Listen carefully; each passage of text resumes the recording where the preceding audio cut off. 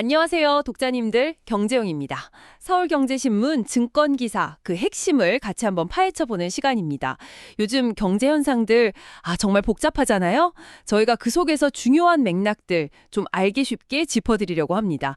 자, 오늘 11월 3일인데 한국 증시가 또 일을 냈습니다. 네, 맞아요. 코스피 지수가 장중에 4,200선을 그냥 훌쩍 넘더니 종가로도 4,221.87. 이게 하루에 114포인트, 퍼센트로는 2.78%나 오른 거더라고요. 네, 오늘 상승폭이 정말 대단했죠. 그 114포인트 상승은 올해 4월 이후로 거의 7개월 만에 가장 큰 폭이었어요. 이야, 7개월 만에요? 네. 정말 뜨거웠네요. 코스닥도 괜찮았고 환율은 그래도 좀 안정되는 모습이었고요. 네, 전반적으로 위험자산 선호 심리가 좀 살아나는 분위기였습니다. 그래서 오늘 저희는 이 기록적인 상승, 그 배경은 뭔지, 또 그 이면에서 좀 다른 움직임들도 있잖아요. 뭐 예를 들면 엄청난 레버리지 투자라던가, 네, 그렇죠. 또 기관 투자자들의 새로운 움직임, 그리고 기업들의 고민까지 좀 깊이 있게 한번 파헤쳐보겠습니다. 네, 좋습니다. 이게 지난달 27일에 코스피 4,000선 넘은 지 불과 5거래일 만이거든요. 5거래일 만에 200포인트를 더요? 와, 속도가 엄청나네요. 네, 그러니까요. 거의 뭐 폭등 수준이라고 봐야죠. 그 중심에는 역시 예상대로 삼성전자, SK하이닉스 이 두 종목이었죠? 맞습니다. 삼성전자가 오늘 3% 넘게 올라서 11만 1,100원, 드디어 11만 전자가 됐고 네, 11만 전자. SK하이닉스는 오늘 10.91% 거의 11% 폭등해서 62만 원. 이제 60만 익스라고 불러야 할 것 같아요. 둘 다 신고가고요. 60만 익스요. 하하, 별명도 참 빨리 붙네요. 그리고 두산도 오늘 100만 원 넘었죠? 황제주. 네, 두산도 7% 넘게 오르면서 101만 8천 원. 황제주에 딱 등극했습니다. 확실히 주도주들이 시장을 확 끌어올리는 모습이에요. 이런 상승세에 일단 표면적인 이유는 좀 뚜렷해 보이긴 하는데요. 네, 그렇죠. 일단 삼성전자랑 SK하이닉스 3분기 실적이 생각보다 더 잘 나왔어요. 이게 기본적으로 받쳐졌고 실적이 좋았죠. 네, 거기에다가 최근에 엔비디아 CEO 젠슨 황이 한국에 왔었잖아요. 네. 그 AI 협력 기대감? 그렇죠. 그 AI 반도체 협력 기대감이 아주 그냥 불을 확 지폈다고 봐야죠. 미래 먹거리에 대한 기대감이 주가를 세게 밀어올린 겁니다. 근데요, 이게 좀 이상한 게 지수는 이렇게 뜨거운데 시장 전체가 다 그런 분위기는 아니라는 분석도 있더라고요. 네, 그게 아주 중요한 포인트입니다. 오늘 오른 종목 수가 한 250개 정도, 근데 내린 종목은 650개가 넘었어요. 오른 것보다 내린 게 훨씬 많다고요? 지수는 폭등했는데? 네, 그렇습니다. 전형적인 쏠림 현상인 거죠. 특정 대형주, 특히 이 반도체 관련주 쪽으로만 돈이 확 몰리면서 지수는 끌어올렸는데 나머지 대부분 종목들은 오히려 소외된 거예요. 양극화가 심해지고 있다는 거죠. 이런 쏠림이 예전에도 있긴 했는데 이번엔 좀 더 심한 느낌이네요. 이게 뭐 건전성 측면에서는 좀 걱정스럽기도 하고요. 네, 단기적으로는 지수가 오르니까 좋아 보일 수 있는데 이게 계속되면 좀 불안정해질 수 있거든요. 몇몇 종목의 시장 전체가 흔들릴 수도 있고요. 또 소외된 분들은 박탈감 느끼고 떠날 수도 있고요. 그래서 앞으로 이 쏠림이 계속될지 아니면 좀 온기가 펴질지가 중요할 것 같습니다. 그렇죠. 이런 강세장 분위기 타면서 또 비투 이야기가 나오더라고요. 빚내서 투자하는 거요. FOMO 심리라는 말도 자주 들리고요. 네, 포모. 나만 뒤처질까 봐 불안한 마음이죠. 이게 개인 투자자들 사이에서 좀 강하게 작용하는 것 같아요. 그 신용거래융자 잔액이라고 개인이 증권사에서 돈 빌려서 주식 산 금액이요. 네. 이게 지난달 말 기준으로 25조 5천억 원을 넘었어요. 올해 최고치고 역대 최고치였던 2021년 9월, 그때가 25조 6천억 원이었는데 거의 그 수준까지 왔습니다. 2021년 9월이면 그때도 시장이 엄청 뜨거웠을 때잖아요. 네, 맞아요. 그때만큼 비투가 들었다는 건데 이거 좀 우려되는데요. 레버리지라는 게 잘 되면 좋지만 반대로 가면 손실도 크니까요. 정확합니다. 양날의 검이죠. 특히 요즘처럼 변동성 클 때는 더 조심해야 하고요. 근데 또 동시에 투자자 예탁금, 그러니까 증시에 들어오려고 대기 중인 돈도 85조 원 넘게 5일 연속 80조 원대를 유지하고 있어요. 돈은 많군요, 시장에. 네, 유동성 자체는 아주 풍부한 거죠. 이 많은 돈이 다 어디로 갈지 이것도 참 지켜봐야 할 부분입니다. 근데 이 풍부한 유동성이랑 FOMO 심리가 만나니까 좀 더 공격적이고 어쩌면 위험한 투자로 이어지는 모습도 있다고요. 특히 그 해외 상장된 한국지수 3배 레버리지 ETF 이거 인기가 엄청나다고요. 네. 그 코로 말씀이시죠? 정식이라면 좀 긴데 디렉션 데일리 MSCI 사우스 코리아 불3X 쉐어즈. 이름 그대로 MSCI 코리아 지수 하루 수익률을 3배로 돌아가는 상품이에요. 3배요? 와. 국내에는 이런 거 없지 않나요? 네, 국내는 규제 때문에 레버리지가 최대 2배까지만 가능하거든요. 그러니까 더 높은 수익률을 원하시는 분들이 해외로 눈을 돌리시는 거죠. 지난주 코스피 4천 넘었을 때 그때만 국내 투자자들이 이 KOR을, ETF를 한 80억 원어치 사셨더라고요. MSCI 코리아 지수면 우리나라 대표 기업들 모아놓은 거잖아요. 그럼 삼성전자나 SK하이닉스 비중이 꽤 높겠는데요? 맞습니다. 81개 기업으로 돼 있는데 삼성전자가 한 23.7%, SK하이닉스가 13% 정도 돼요. 둘 합치면 36%가 넘으니까 사실상 이 두 종목 움직임에 ETF 성과가 크게 좌우되는 구조죠. 그렇겠네요. 네. 그래서 최근에 이 두 종목이 급등하면서 KOR의 수익률이 연초 대비해서 무려 425%가 넘었습니다. 425%요? 와, 진짜 엄청난 수익률이네요. 근데 이것도 아까 비투처럼 레버리지잖아요. 그것도 3배. 오를 때 3배지만 내릴 때도 3배라는 거. 이거 절대 잊으면 안 될 것 같은데요? 네, 그리고 레버리지 ETF는 또 다른 위험이 있어요. 그 복리 효과의 함정이라고 하는데 이게 매일매일 3배를 추종하다 보니까 만약에 기초지수가 그냥 옆으로 기거나 오르락 내리락 하면요. 장기적으로는 기초지수 수익률의 3배보다 훨씬 못한 성과를 낼 수가 있어요. 아, 그래요? 오를 때만 3배가 아닌 거네요. 네, 심지어 기초지수가 올라도 ETF 가격은 떨어질 수도 있습니다. 그래서 보통 이런 상품은 장기 투자보다는 단기적인 방향성 보고 잠깐 들어갔다 나오는 그런 트레이딩에 더 맞다고 보거든요.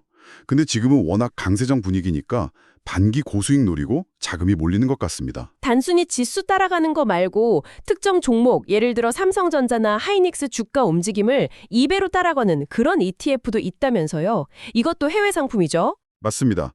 국내에서는 특정 종목 하나만 기초자산으로 하는 레버리지 ETF는 못 만들게 돼 있어요. 분산 투자 원칙 때문에요. 근데 홍콩 같은 데서는 거래가 되거든요. 아, 홍콩이요? 네. 예를 들어 SK하이닉스 데일리 2배 레버리지 ETF.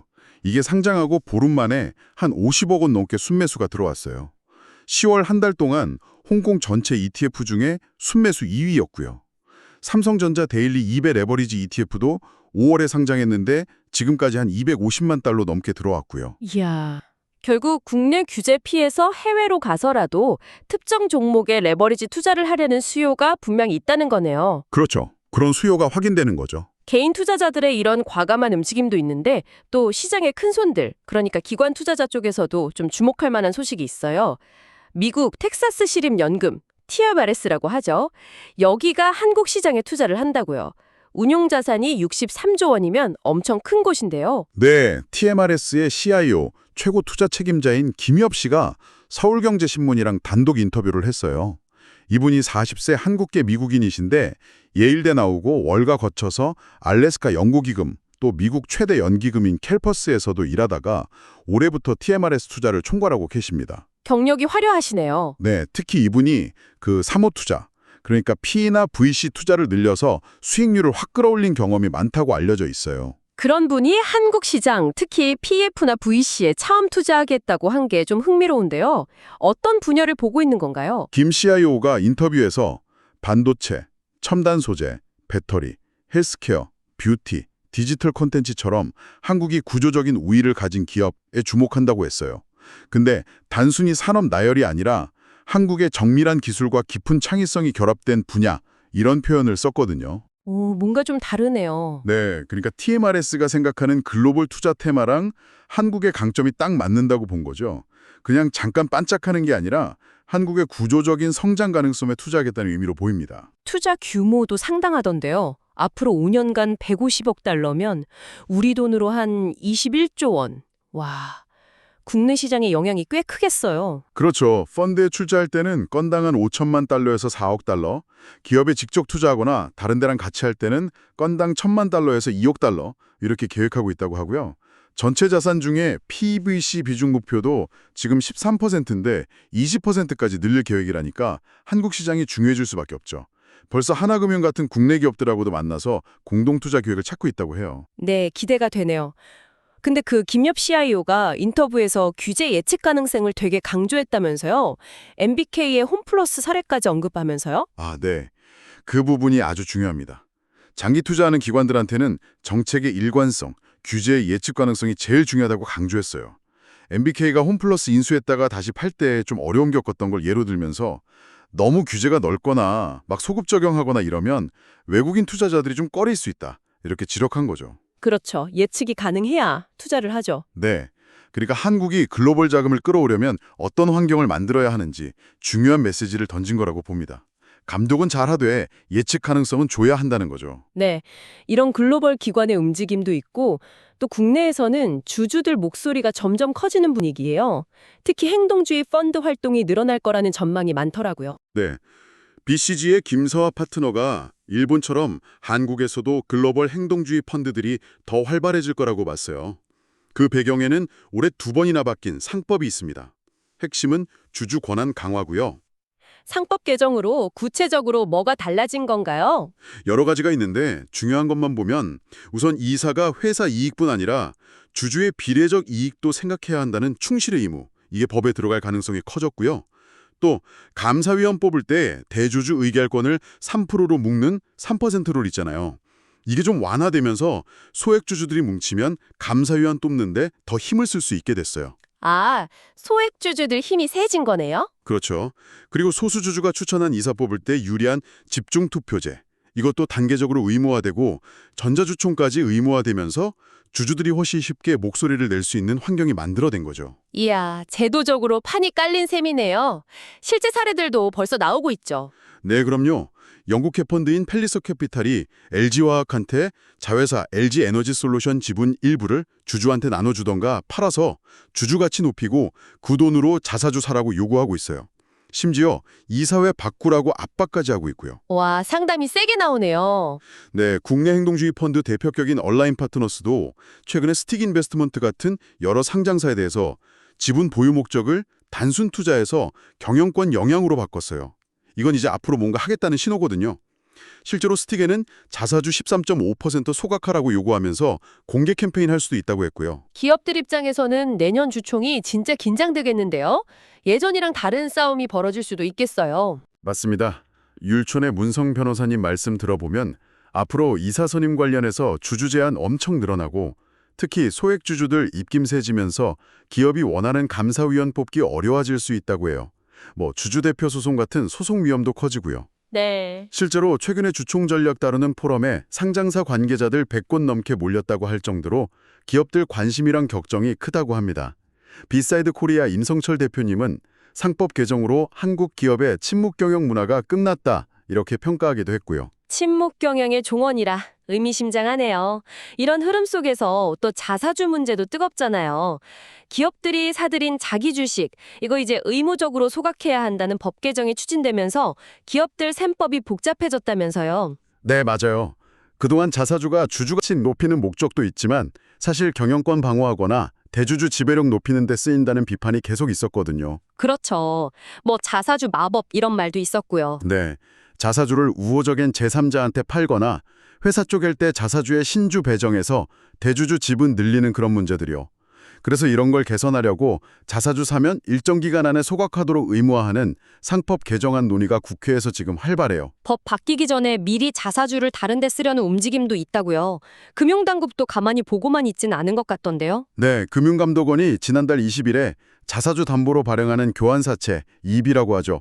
여기에 대한 공시 기준을 확 강화했어요. 교환사채, EB요. 그게 뭐죠? 나중에 회사가 가진 자기 주식이나 다른 회사 주식으로 바꿔갈 수 있는 권리가 붙은 채권이에요. 근데 금감원이 이 EB를 왜 발행하는지, 돈은 어디다 쓸 건지, 이게 기존 주주한테 어떤 영향을 주는지 아주 구체적으로 다 밝히라고 한 거죠. 상법 개정 전에 자사주를 EB 같은 걸로 편법 처분하려는 걸 막겠다는 의지예요. 실제로 광동제약 같은 회사는 EB 발행하려다가 철회하기도 했어요. 아, 금감원이 제동을 건 거군요.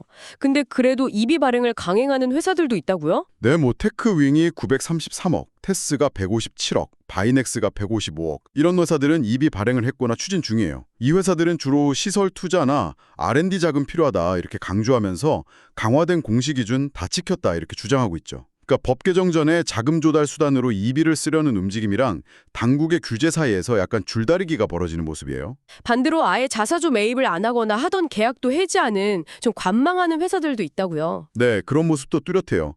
증권사랑 계약 맺고 자사주 사들이는 신탁계약 체결 기업수가 7월에 17곳이었는데 10월에는 8곳으로 확 줄었어요. 메타바이오메드처럼 계약 기간 남았는데도 그냥 해지하고 현금 확보하는 것도 나왔고요. 자사주 취득 공시 자체도 줄어들고 있고요. 네. SK증권의 최관순 연구원님 분석으로는 자사주 의무 소각 이야기가 나오니까 기업들이 자사주 사는 것 자체에 좀 부담을 느끼고 일단 지켜보자는 분위기로 돌아선 것 같다고 합니다. 그럼 앞으로 상법 개정안이 진짜 통과되면 기업들은 자사주를 어떻게 활용하게 될까요? KB증권의 박관영 연구원님은 앞으로 기업들이 단순히 소각만 하지는 않을 거라고 봤어요. 예를 들어서 우호주주 확보하려고 제3자한테 처분하거나 직원들 성과 보상으로 주거나 아니면 아까 말한 이입이나 또 주식으로 바꿀 수 있는 전환사채, CB 발행 같은 여러 방법을 같이 쓸 가능성이 있다는 거죠. 아, 소각 말고도 여러 옵션이 있군요. 네. 결국 기업들은 주주 가치도 높여야 하고 경영권도 안정시켜야 하고 투자 자금도 마련해야 하고 이 여러 목표 사이에서 최적의 자사주 활용 전략을 고민하게 될 겁니다. 주주들 감시랑 요구는 더 강해질 테니까 더 정교한 재무 전략이 필요해진 셈이죠. 와, 정말 시장 안팎으로 변화가 많네요. 기록적인 코스피 상승, 그 이면에 있는 레버리지 투자 확대와 그 위험성, 또 한국 시장을 보는 글로벌 기관의 새로운 시각과 기대, 주주 권한 강화에 따른 행동주의 부상과 기업들의 대응, 그리고 자사주 규제 변화 속에서 기업들이 겪는 딜레마까지 오늘 정말 다양한 각도에서 현재 우리 증시의 중요한 모습들을 살펴봤습니다. 네, 오늘 이야기 나눈 이런 여러 흐름들이 서로 막 영향을 주고받으면서 앞으로 시장 방향을 만들어갈 것 같아요. 투자자분들께서도 이런 큰 그림의 변화를 좀 염두에 두시고 시장을 보시면 좋겠습니다. 네, 오늘 저희가 짚어드린 내용들이 독자님들의 투자 판단에 깊이 있는 참고가 되셨기를 바랍니다. 변화하는 시장 속에서 길을 잃지 않도록 다음에도 빠르고 정확한 증권 소식과 깊이 있는 분석으로 찾아뵙겠습니다. 지금까지 서울경제신문 경제용이었습니다. 감사합니다. 본 내용은 투자 참고 정보이며 최종 투자 결정에 따른 책임은 투자자 본인에게 있음을 알려드립니다.